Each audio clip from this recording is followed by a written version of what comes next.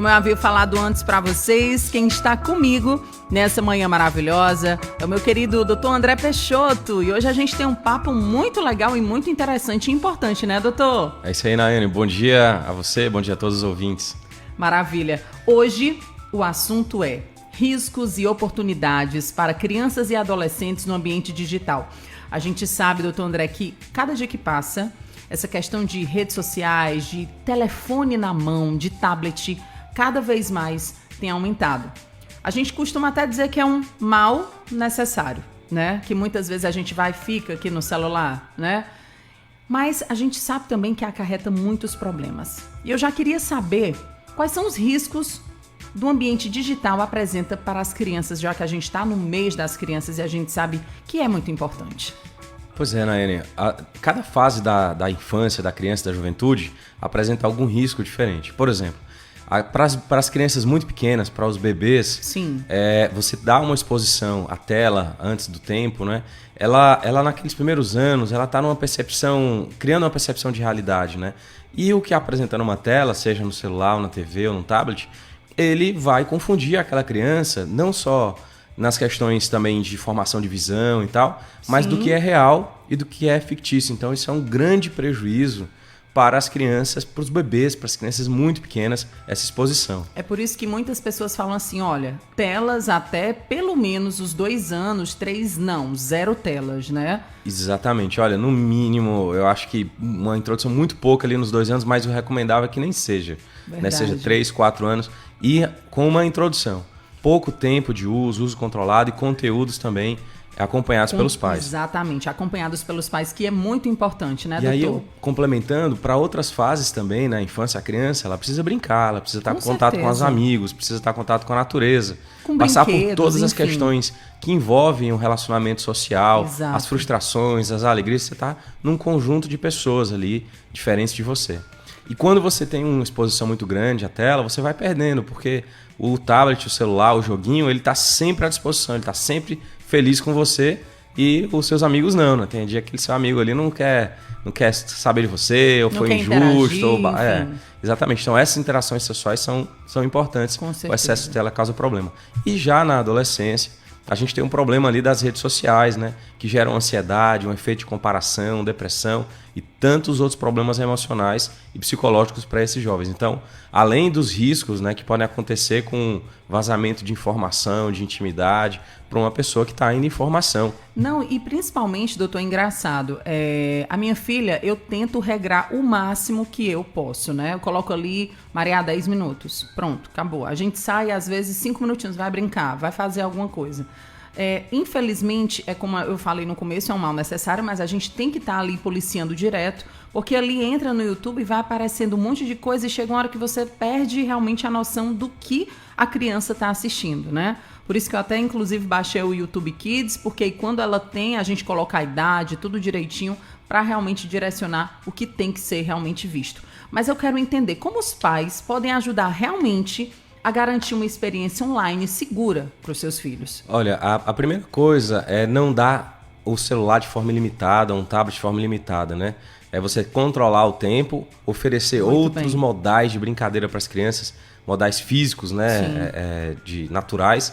Mas também é o seguinte, hoje você tem uma série de... A limitação do tempo, mas também hoje você tem uma série de programas que você pode limitar esse conteúdo. Porque é muito difícil realmente para os pais. O YouTube, o Google, tem tudo que você possa imaginar. Então, muitas vezes aquele conteúdo não é adequado para a criança. Então, a gente não pode confiar não, mas ele não vai ver isso. Ah, mas ele é criança. Ou, se ele vê, eu vou perceber e eu vou... Não, existem aplicações que te ajudam, como você falou, o YouTube Kids. Você tem os sistemas operacionais de celular também para colocar no modo de controle parental. Muito bem, exato. Né? Antigamente era difícil configurar, hoje é mais fácil. Então, hoje você tem que buscar a informação dentro dos dispositivos, né, para que você possa filtrar esse conteúdo. Não franquear nem tempo livre, nem conteúdo livre. Tá aqui o celular, ele não vai ver, não. Não confiar nesse tipo de condição. É complicado, viu, gente? E como a educação digital, doutor, a gente já entra nessa questão, né? Ela pode ser integrada, né, ao currículo escolar e qual o seu papel na formação dos jovens. Porque o que é que acontece? A gente sabe aí que tem muitas escolas que trabalham com essa questão de tablet. com essa questão de telas, que você precisa utilizar o tablet para poder estudar. Inclusive, tem até cursinhos que também trabalham dessa forma, por exemplo, reforço, etc. Como a gente trabalha melhor essa situação? Tá na tela, mas não tá na tela. Pois é, aí é o lado bom da tecnologia, né, e de coisas que a gente precisa se adaptar. A gente falou tanto dos problemas que eles trazem, né, mas a educação digital ela é fundamental para a formação da pessoa, do cidadão e do profissional nesse mundo que é digital. A gente vive um período de inflexão, uma mudança muito grande. Como. Né? A gente tem que se adaptar ao novo, que né? tipo de habilidades, né, são exigidas? Né? A habilidade interpessoal, a inteligência, uma série de coisas que são condições humanas, né, que nos diferenciam. Mas também a gente precisa saber um pouco, por exemplo, sobre programação. Né? Não é que todo mundo vai ser programador, mas você vai ter uma condição de programação que quando você for contratar um serviço, você for utilizar, você tem uma noção, você tem condição de fazer um mínimo de leitura. Verdade. Então, um básico de programação. A outra coisa, por exemplo, é de automação, uso de inteligência artificial, né? Então tem uma série de robótica também, um pouquinho. Então você tem um cardápio de coisas digitais que um adolescente, uma criança pode ter acesso, né? Adaptada para a realidade dele, para a cultura dele, com o intuito educacional. Com certeza. E a partir dali ele pode, eventualmente, um daqueles modais ali, querer se aprofundar e querer virar um profissional, ou não. Ou ele pode usar isso para a vida. Né? Tem, por exemplo, a parte de YouTube, né? Quando você fala, até uma parte meio polêmica, né? Mas, todo mundo vai ser youtuber, ou ele vai ficar exibido, e não é isso, não. É que se você, por exemplo, tem uma condição de saber gravar em vídeo, qual é a posição que você deve ficar, a forma como você deve falar, a iluminação. Então, quando você tem algum desses cursos que é de youtuber, na verdade não é para ser youtuber, né? Na verdade é para você saber lidar com câmera. Com certeza. E hoje em dia as pessoas têm que saber lidar com tudo. Com rede social, com tudo. Então, a gente, só lhe interrompendo, a gente sabe que quando você sabe lidar com câmera, você sabe lidar também com o outro, sabe lidar com a comunicação, porque uma coisa vai juntando a outra. E a gente sabe que nas escolas existem muito o quê? Trabalhos apresentados na frente de todo mundo. Isso é uma coisa que todo mundo passou, né? E nessa era digital também não é diferente. Então, assim, a gente tá ali na tela, mas a gente também tá no mundo verdadeiro. Isso. Então, ajuda também aquele pré-adolescente, aquele adolescente a se desenvolver melhor. Isso, né? Da mesma forma que você na escola é treinado a participar de debates, a apresentar seus trabalhos para os amigos, também você tem um treino para apresentar numa rede social, no YouTube, porque são as habilidades novas. Então, na verdade, é uma revisitação, uma repaginação do que a gente via antes. E uma coisa boa também da introdução da educação digital. O teu filho ele vai acessar esses recursos digitais do celular e tal, você querendo ou não. Então, quando você tem uma educação digital, ele vai utilizar esse tempo com maior qualidade e levando algo de edificante para ele. E se você dá só o acesso livre ali, fica ali naquelas bobagens, muita coisa da internet, perde tempo. Então a educação digital também ajuda a substituir o conteúdo menos importante. A gente tem até aqui uma pergunta, o nome dela é Isabela Vieira, e ela está falando assim, Nai, doutor, eu tenho uma amiga, que o filho dela tem 6 anos, e a gente sai de vez em quando.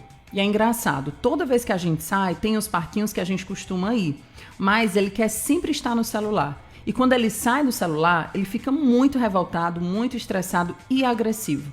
Ou seja, será que isso aí tem por onde correr? Tem uma finalidade? O que é que a mãe dessa criança deve fazer? Olha, Isabela. Pois é, Isabela, eu acho que se é uma coisa que está mais crítica, né, tem que procurar uma ajuda profissional. Porque ela vai tirar, a criança vai sentir essa síndrome, essa questão da abstinência, vai ficar irritada, vai brigar. Aí os pais acabam, eu não vou resistir não vou, aí devolve, né? Então tem que haver pode haver muitas vezes uma ajuda profissional para tirar, para fazer esse desmame, porque muitas vezes é um vício mesmo que a criança tem. Com certeza. Isso está sendo cada vez mais comum. E ela está dizendo aqui que o lugar tem parque, mas prefere estar ali no celular. Prefere, porque é aquilo que a gente estava falando. Que loucura, né? O personagem lá do celular está sempre à disposição. É um porto seguro ali para a criança, né? E que o ambiente real tem as suas dificuldades. Então, os pais tentarem tirar isso, diminuir e reduzir. Se tiverem qualquer dificuldade com isso, não tem problema, buscar ajuda profissional, psicólogos infantis especializados nessa área, para que ele possa te ajudar a fazer esse desmame, vai fazer muito bem para o teu filho. Olha, eu imagino demais, com certeza vai. E outra, é melhor prevenir, tirar agora, mesmo sofrendo, do que lá na frente sofrer mais consequências, né, doutor? Mas sem dúvida. A gente sabe que é Principalmente que é bem para as crianças. Agora, voltando para o papel da educação digital, quais são as principais oportunidades proporcionadas pela educação digital para as crianças, os adolescentes? A gente já está falando aí de cursos, de outras coisas, mas como você enxerga daqui, de repente, a 10 anos, doutor? Olha, 10 ou menos, dependendo da idade da criança. Porque mas tá assim, tudo tão rápido, tá né? tudo tão rápido, mas, por exemplo, eu tive a oportunidade de ter um contato um pouco com codificação quando era muito pequeno, 5, 6, 7 anos. Isso me ajudou.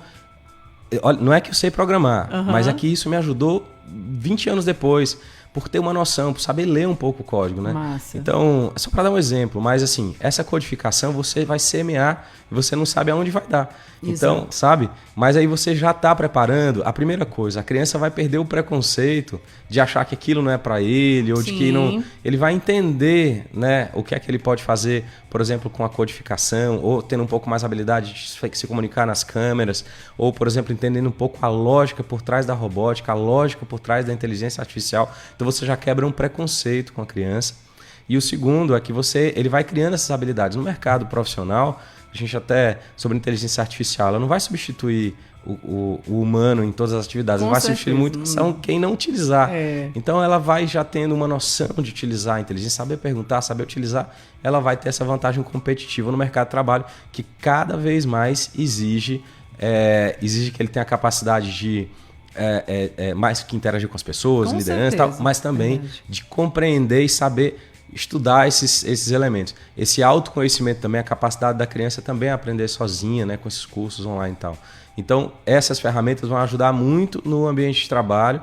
1, 2, 3 habilidades daquela, mas ela vai contribuir. Doutor, eu tenho uma pergunta aqui, que ela é um pouco polêmica, mas eu acho importante até no seu parecer, a sua visão. A partir de que idade o doutor André acha interessante os pais já darem um celular para uma criança? A gente sabe que há controvérsias, há opiniões, enfim, mas eu queria saber a sua opinião, você que vive nesse mundo digital e trabalha com isso também. Essa pergunta é excelente, né? O que eu acho assim, o celular, ele não é só uma coisa, não é só do joguinho. Às vezes eu sei que tem pais que precisam ter uma comunicação com a criança por algum motivo e tudo mais. E eu sei que às vezes o celular ajuda ali, né? Sim. Por isso que ele é tão popular, assim. Que ajuda ali na educação, não, mas no passatempo ali. Exato. Os pais têm um tempo de... Não tem uma idade certa, mas eu acho que você deve evitar ao máximo. Eu acho, a não ser que você tenha uma condição muito específica para aquela criança de utilidade, ter algum dispositivo. Você tem alguns dispositivos antes do celular, por exemplo. Se a ideia é só localizar a criança por algum motivo, você tem dispositivos de rastreamento. Se é só para poder mandar uma mensagem, você pode ter alguma coisa um pouco mais simples.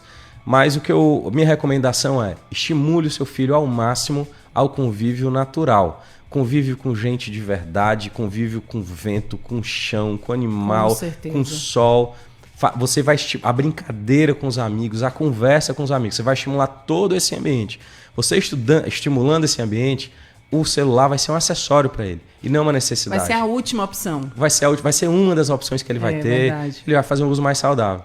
Então a idade, assim, é tentar retardar o máximo possível. Se o celular falando de todas as funções, eu acho que só lá para adolescente. Você tem outros recursos, por exemplo, um tablet não conectado com conversas com outras pessoas, porque tem riscos também nessas conversas, né? Um tablet onde você mesmo baixa os aplicativos direcionados para a criança e tal, para não ter nenhum problema, né? Interface, né? Exatamente. Você seleciona que tipo de jogo ele vai fazer. Então é retardar ao máximo, mas eu acho que criança com celular, menos de 12 anos, eu acho que não combina. Verdade, gostei. Doutor, muito obrigada pela sua entrevista. Tem mais algum ponto especial que o doutor gostaria de falar? Não, acho só para finalizar isso. A gente entende todos esses problemas, né? Que os pais precisam, os celulares ajudam muito, né? E as preocupações, né? Mas que a gente vive. Não retarde isso. Você que é pai, que é mãe de criança, adolescente, tenha maior cuidado, estude um pouco sobre o assunto, vale a pena, é um investimento que você faz importante para o seu filho. Não é o celular, é a educação, é a utilização saudável da tecnologia. Que é justamente viver de verdade fora das telas. Exatamente. Isso daí faz toda a diferença, né? Exatamente. Doutor André, muito obrigada pela sua entrevista e em breve vamos estar aí de volta, se Deus quiser. Obrigado. Até a próxima, doutor. Até.